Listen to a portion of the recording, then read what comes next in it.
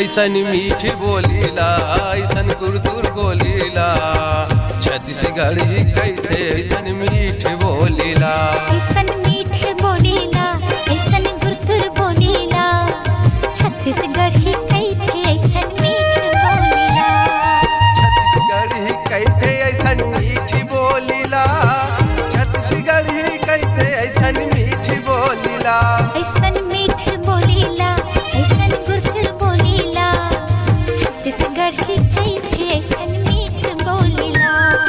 छत्तीसगढ़ी कहते ऐसन मीठ बोलीला।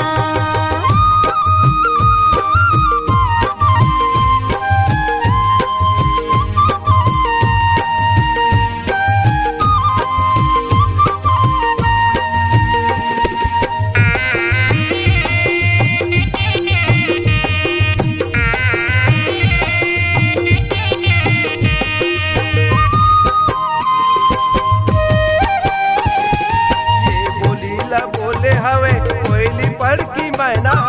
छत्तीसगढ़ ला देखे बड़ी तरसी दोनों लेना ये बोलीला बोले हवे कोयली पर की मैना छत्तीसगढ़ ला देखे बड़ी तरसी दोनों लेना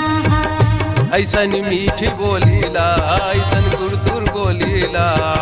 छत्तीसगढ़ी कहते ऐसन मीठ बोलीला ऐसन मीठ बोलीला ऐसन कुरतुर बोलीला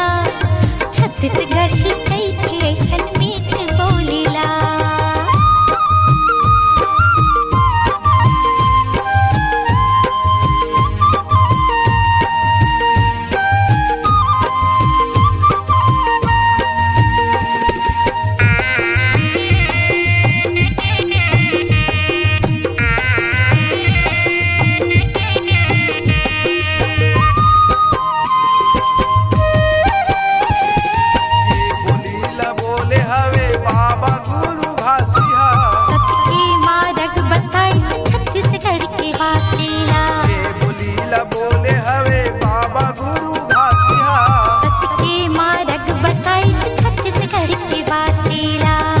ऐसन मीठी बोलीला ऐसन कुरतुर बोलीला